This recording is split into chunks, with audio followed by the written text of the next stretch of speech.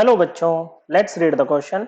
बच्चों क्वेश्चन में कह रहा है कि two liquids A and B form an ideal solution. Ideal solution है बच्चों, आइडियल सॉल्यूशन वो होते हैं which obeys Raoult's law for entire range of concentration.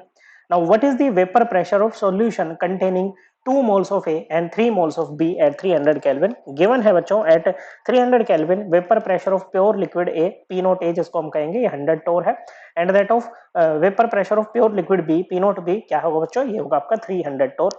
तो बच्चों ए दो लिक्विड है बच्चों, ए और बी दोनों मिलके क्या बना रहे हैं बच्चों, ये एक आइडियल सॉल्यूशन बना रहे हैं। हम कह रहे हैं कि आइडियल सॉल्यूशन वो होते हैं जो राउल्ट्स लॉ को फॉलो करते हैं। ओके बच्चों, अब राउल्ट्स लॉ क्या कहता है बच्चों, ये कहता है कि बच्चों जैसे मान लो आपके पास में ए और बी का क्या आ गया बच्चों, एक सॉल्यूशन आ गया बच्चों। तो इस सॉल्यूशन में जो ए का वेपर प्रेशर होगा ना बच्चों, वो डायरेक्टली प्रोपोर्शनल होगा उसके मोल फ्रैक्शन के।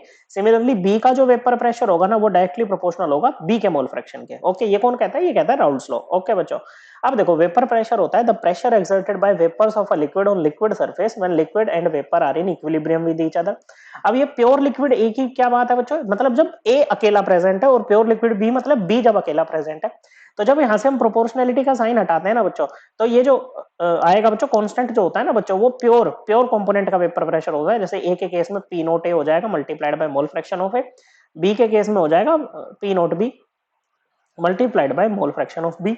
ओके, और अब यहां से जो टोटल प्रेशर निकालते हैं ना बच्चों, total pressure, okay, ideal solution है बच्चों, तो इंडिविजुअल इंडिविजुअल कंपोनेंट्स के पार्शियल वेपर प्रेशर के सम के इक्वल हो जाएगा बच्चों। ओके, पार्शियल वेपर प्रेशर मतलब पार्शियल वेपर प्रेशर होता है कि जैसे ये है बच्चों, ओके, इसमें लिक्विड में ए भी है और बी भी है, तो वेपर्स में ए भी आएगा, ए की वेपर्स भी आएंगे और बी की वेपर्स भी आएंगे बच्चों। तो टोटल प्रेशर में जो ए का हिस्सा होगा वो उसका पार्शियल वेपर प्रेशर, जो बी का हिस्सा होगा वो उसका पार्शियल वेपर प्रेशर बच्चों। तो यहां से क्या हो जाएगा बच्चों, पी ए किसके इक्वल है बच्चों, ये इक्वल है P naught A into mole fraction of A, और बी पी बी किसके इक्वल है बच्चों, P note B into mole fraction of B. Okay बच्चों, अब मोल फ्रैक्शन ए का क्या होगा बच्चों, ये वो number of moles of A upon number of moles of A plus number of moles of B. A के नंबर ऑफ मोल्स आपको कितने दे रखे हैं बच्चों, ए के आपको 2 मोल दे रखे हैं, और बी के कितने हैं बच्चों, 3 मोल है। तो ये हो जाएगा 2 + 3,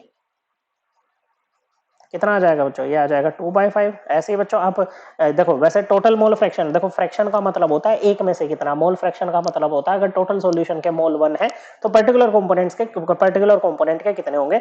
मतलब जो टोटल मोल फ्रैक्शन होती है ना बच्चों, उसका सम होता है आपका 1, XA + XB, मतलब chi A + chi B = 1। तो यहाँ से आपका मोल फ्रैक्शन ऑफ बी क्या आ जाएगा बच्चों, ये आ जाएगा 1 - 2/5। 2/5 is the mole fraction of A, कितना आ गया बच्चों, ये आ गया 3/5। यहाँ पर पुट करो बच्चों, पी नोट ए कितना दे रखा है आपको, P naught A is 100 torr, okay, multiplied by mole fraction of A which is 2/5 plus ये P naught B which is 300 torr multiplied by mole fraction of B which is 3/5। Okay बच्चों, ये पूरा किस में आएगा आपका, ये टोर में आएगा। ओके बच्चों, तो ये क्या हो जाएगा बच्चों आपका, ये 1 पे जाएगा, ये 20 पे जाएगा बच्चों। ओके बच्चों, ये 1 पे जाएगा और ये 60 पे जाएगा। कितना आ जाएगा बच्चों, ये आ जाएगा आपका 40 + 180 टोर। टोटल कितना आ जाएगा बच्चों, ये आ जाएगा 220, 220 टोर। ओके बच्चों, तो जो वेपर प्रेशर होगा इस सॉल्यूशन का वो होगा आपका 220 टोर, जो कि किसी ये बच्चों ना तो ए में है, ना बी में है, ना सी में है। So correct answer will be option D, none of these. I hope आपको ये एकदम क्लियर हो गया होगा। थैंक यू बच्चों।